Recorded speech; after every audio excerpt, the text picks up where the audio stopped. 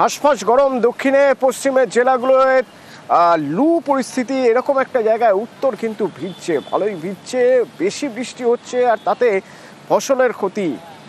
ফালাকাটা থেকে আমার সঙ্গে রাজকুমার রয়েছেন, একবার জানতে চাইবো কি অবস্থা রাজকুমার। দেখো, অতনুদা জেলার বিস্তীর্ণ এলাকায় কিন্তু ফসলের ক্ষয়ক্ষতি হয়েছে। এর কারণ হচ্ছে যে ফালাকাটার যে জটেশ্বর যে গ্রাম পঞ্চায়েত, সেখানে কিন্তু পাট এবং ভুট্টা চাষের জল জমিতে জল জমে যাওয়ায় কিন্তু ব্যাপক ক্ষতির মুখে পড়েছেন চাষিরা। ইতিমধ্যে কিন্তু ক্ষতিপূরণের দাবি তোলা হয়েছে এবং স্থানীয় পঞ্চায়েত প্রধানের পক্ষ থেকে বিষয়টি খতিয়ে দেখা হচ্ছে বলে জানানো হয়েছে। অতনুদা, ধন্যবাদ। আমার পাট খেতে বন্যা ঢুকে অনেক আমাদের ক্ষতি হয়। পাটের অবস্থা তো প্রায় শেষ, আমরা ঋণ নিয়ে পাট করেছিলাম, এখন আমার অবস্থা খুবই খারাপ। প্রচণ্ড বৃষ্টিতে জটেশ্বর একটা অঞ্চলে জলমগ্ন হয়ে যায়, তাতে বেশ কিছু কৃষকের ফসল নষ্ট হয়, বাড়িতে জল ঢুকে, ঘরের মধ্যে জল ঢুকে অনেকেরই আসবাব জিনিসপত্র, খাওয়ার চাল ধান সব কিছুই নষ্ট হয়ে যায়, কিছু রাস্তাঘাট নষ্ট হয়ে গেছে। কি আশ্বাস দিলেন সাধারণ মানুষদের? দেখি সরকারিভাবে কোনো ব্যবস্থা করা যায় নাকি। আর ওদিকে উত্তর সিকিমের লাচেন একরকম বিচ্ছিন্ন হয়ে গিয়েছে। যে পর্যটকরা গিয়েছেন সেই পর্যটকদের ফিরিয়ে আনা এখন সবচেয়ে বড় চ্যালেঞ্জ। আর তার জন্য 23 জন এনডিআরএফ জওয়ান উদ্ধার কাজে পৌঁছেছেন। এখনো শতাধিক পর্যটক সেখানে আটকে রয়েছেন। পার্থপ্রতিম রয়েছেন। পার্থপ্রতিম, কিভাবে তাদের উদ্ধার করে আনার কথা ভাবা হচ্ছে?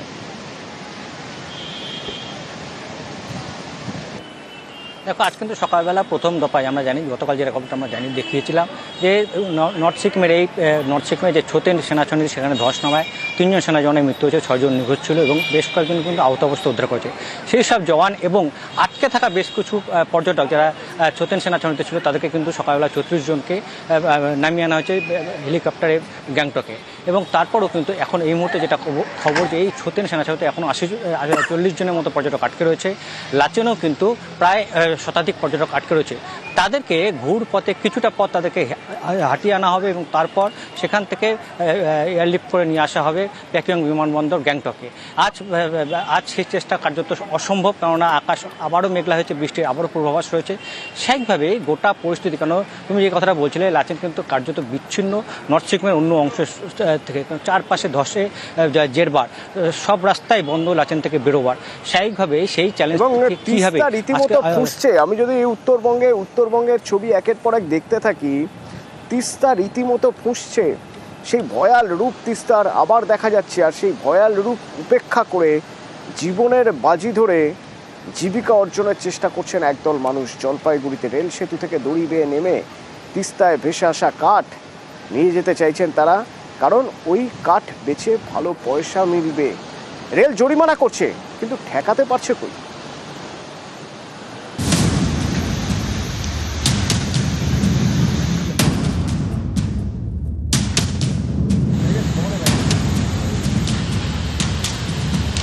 তিস্তার ওপরে রেল ব্রিজ, সেখানে গিঁট দিয়ে শক্ত করে দড়ি বাঁধা।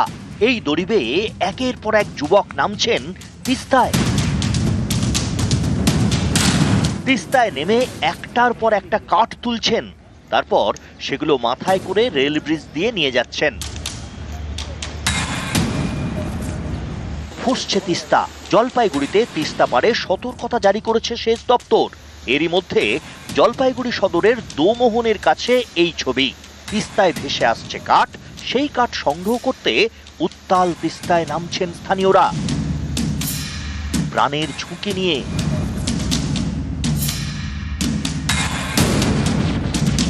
এখানে কি কোনো রকম নিষেধাজ্ঞা রয়েছে এই লাকড়ি এভাবে তোলার? নিষেধ আছে তো, এই ব্রিজে যাওয়া আসা করাই নিষেধ। মানুষ যদি ছেলে মানুষ দেখে পুরাতালি ধাওয়া দেয়, সে তো বেআইনি। এখন তারা যদি না মানে।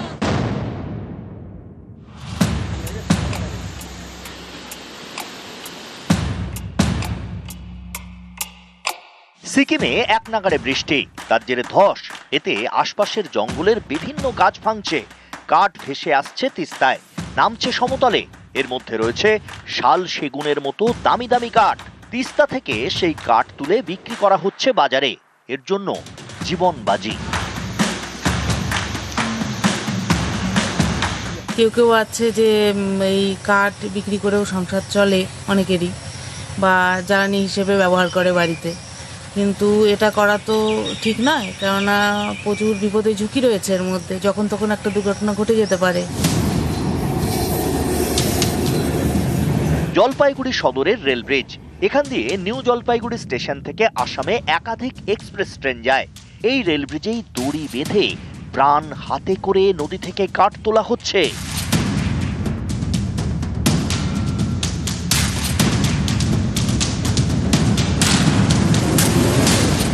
জলপাইগুড়ি আরপিএফ সতর্ক করেছে, জরিমানা করছে, তাতেও বন্ধ হচ্ছে না। ঘড়ি ধরছি এর জন্য ফাইন করা হয়েছে। না না, কোনো উপার্জন হয় না, এটাতে রান্না করা হয়। রেলের নর্থ ইস্টের যে মেন ব্রিজ, এই ব্রিজের উপর থেকে রশি দিয়ে এখানকার গ্রামবাসীরা পাহাড় থেকে যে ভেসে আসছে লাকড়ি তুলছে। এরা যেভাবে লাকড়ি নদীর থেকে তুলছে, নিজের বিপদ নিজে ডেকে আনবে, সেই জন্য আমরা আসছি ব্রিজে যারা ছিল তাদেরকে ব্রিজ থেকে সরিয়ে ফাইন করেছি। এটা যাতে পাবলিক একটু সচেতন হয়, সেই জন্যই আমরা ফাইন করলাম। জলপাইগুড়ি থেকে শান্তনু কর, নিউজ 18 বাংলা। হাঁসফাঁস গরম দক্ষিণে পশ্চিমের জেলাগুলোয় লু পরিস্থিতি, এরকম একটা জায়গায় উত্তর কিন্তু ভিজছে, ভালোই ভিজছে, বেশি বৃষ্টি হচ্ছে আর তাতে ফসলের ক্ষতি। ফালাকাটা থেকে আমার সঙ্গে রাজকুমার রয়েছেন, একবার জানতে চাইবো কি অবস্থা রাজকুমার। দেখো, অতনুদার জেলার বিস্তীর্ণ এলাকায় কিন্তু ফসলের ক্ষয়ক্ষতি হয়েছে। এর কারণ হচ্ছে যে ফালাকাটার যে জটেশ্বর যে গ্রাম পঞ্চায়েত, সেখানে কিন্তু পাট এবং ভুট্টা চাষের জল জমিতে জল জমে যাওয়ায় কিন্তু ব্যাপক ক্ষতির মুখে পড়েছেন চাষিরা। ইতিমধ্যে কিন্তু ক্ষতিপূরণের দাবি তোলা হয়েছে এবং স্থানীয় পঞ্চায়েত প্রধানের পক্ষ থেকে বিষয়টি খতিয়ে দেখা হচ্ছে বলে জানানো হয়েছে। অপূর্বা, ধন্যবাদ। আমার পাট খেতে বন্যা ঢুকে অনেক আমাদের ক্ষতি হয়। পাটের অবস্থা তো প্রায় শেষ, আমরা ঋণ নিয়ে পাট করেছিলাম, এখন আমার অবস্থা খুবই খারাপ। প্রচণ্ড বৃষ্টিতে জটেশ্বর একটা অঞ্চলে জলমগ্ন হয়ে যায়, তাতে বেশ কিছু কৃষকের ফসল নষ্ট হয়, বাড়িতে জল ঢুকে, ঘরের মধ্যে জল ঢুকে, অনেকের আসবাব জিনিসপত্র, খাওয়ার চাল ধান সব কিছুই নষ্ট হয়ে যায়, কিছু রাস্তাঘাট নষ্ট হয়ে গেছে। কি আশ্বাস দিলেন সাধারণ মানুষদের? দেখি সরকারিভাবে কোনো ব্যবস্থা করা যায় নাকি। আর ওদিকে উত্তর সিকিমের লাচেন একরকম বিচ্ছিন্ন হয়ে গিয়েছে। যে পর্যটকরা গিয়েছেন সেই পর্যটকদের ফিরিয়ে আনা এখন সবচেয়ে বড় চ্যালেঞ্জ। আর তার জন্য 23 জন এনডিআরএফ জওয়ান উদ্ধার কাজে পৌঁছেছেন। এখনো শতাধিক পর্যটক সেখানে আটকে রয়েছেন। পার্থপ্রতিম রয়েছেন। পার্থপ্রতিম, কিভাবে তাদের উদ্ধার করে আনার কথা ভাবা হচ্ছে?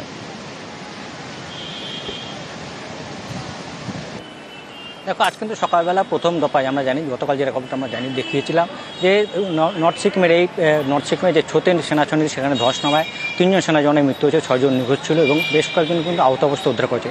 সেই সব জওয়ান এবং আটকে থাকা বেশ কিছু পর্যটক যারা ছোতেন সেনাছড়িতে ছিল, তাদেরকে কিন্তু সকালবেলা 34 জনকে নামিয়ে আনা হয়েছে হেলিকপ্টারে গ্যাংটকে। এবং তারপরও কিন্তু এখন এই মুহূর্তে যেটা খবর যে এই ছোতেন সেনাছড়িতে এখনও 40 জনের মতো পর্যটক আটকে রয়েছে। লাচেনও কিন্তু প্রায় শতাধিক পর্যটক আটকে রয়েছে। তাদেরকে ঘুর পথে কিছুটা পথ তাদেরকে হাঁটিয়ে আনা হবে এবং তারপর সেখান থেকে এয়ারলিফট করে নিয়ে আসা হবে প্যাকিং বিমানবন্দর গ্যাংটকে। আজ সেই চেষ্টা কার্যত অসম্ভব, কেননা আকাশ আবারও মেঘলা হয়েছে, বৃষ্টির আবারও পূর্বাভাস রয়েছে। স্বাভাবিকভাবে গোটা পরিস্থিতি, কেন তুমি যে কথাটা বলছিলে, লাচেন কিন্তু কার্যত বিচ্ছিন্ন নর্থ সিকিমের অন্য অংশ থেকে, চারপাশে ধসে জেরবার, সব রাস্তায় বন্ধ লাচেন থেকে বেরোবার। স্বাভাবিকভাবে সেই চ্যালেঞ্জ কীভাবে রীতিমতো ফুসছে। আমি যদি উত্তরবঙ্গের ছবি একের পর এক দেখতে থাকি, তিস্তা রীতিমতো ফুসছে। সেই ভয়াল রূপ তিস্তার আবার দেখা যাচ্ছে। আর সেই ভয়াল রূপ উপেক্ষা করে জীবনের বাজি ধরে জীবিকা অর্জনের চেষ্টা করছেন একদল মানুষ। জলপাইগুড়িতে রেল সেতু থেকে দড়ি বেয়ে নেমে তিস্তায় ভেসে আসা কাঠ নিয়ে যেতে চাইছেন তারা, কারণ ওই কাঠ বেচে ভালো পয়সা মিলবে। রেল জরিমানা করছে, কিন্তু ঠেকাতে পারছে কই?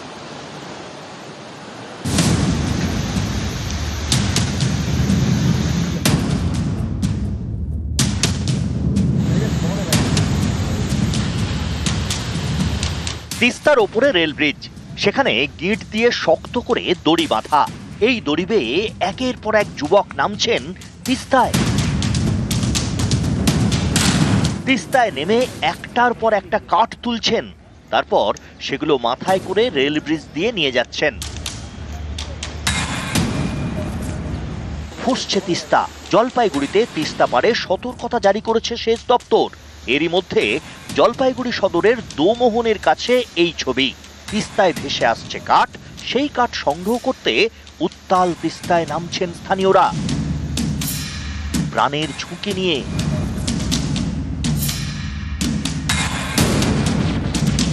এখানে কি কোনো রকম নিষেধাজ্ঞা রয়েছে এই লাকড়ি এভাবে তোলার? নিষেধ আছে তো, এই ব্রিজে যাওয়া আসা করাই নিষেধ। মানুষ যদি ছেলে মানুষ দেখে পুরাতালি ধাওয়া দেয়, সে তো বেআইনি। এখন তারা যদি না মানে।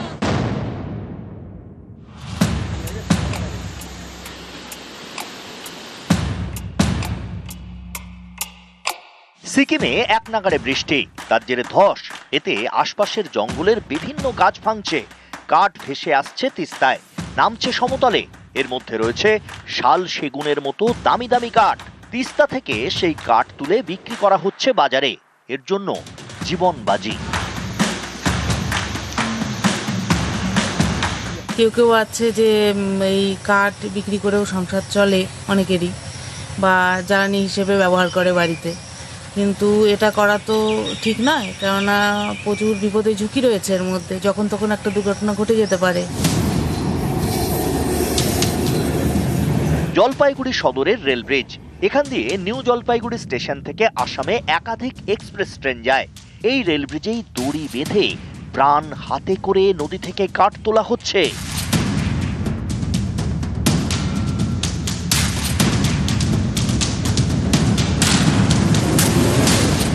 জলপাইগুড়ি আরপিএফ সতর্ক করেছে, জরিমানা করছে, তাতেও বন্ধ হচ্ছে না। তিস্তা ঘড়ি ধরছি এর জন্য ফাইন করা হয়েছে? না না, কোনো উপার্জন হয় না, এটাতে রান্না করা হয়। রেলের নর্থ ইস্টের যে মেন ব্রিজ, এই ব্রিজের উপর থেকে রশি দিয়ে এখানকার গ্রামবাসীরা পাহাড় থেকে যে ভেসে আসছে লাকড়ি তুলছে। এরা যেভাবে লাকড়ি নদীর থেকে তুলছে, নিজের বিপদ নিজে ডেকে আনবে। সেই জন্য আমরা আসছি, ব্রিজে যারা ছিল তাদেরকে ব্রিজ থেকে সরিয়ে ফাইন করেছি। এটা যাতে পাবলিক একটু সচেতন হয়, সেই জন্যই আমরা ফাইন করলাম। জলপাইগুড়ি থেকে শান্তনু কর, নিউজ 18 বাংলা।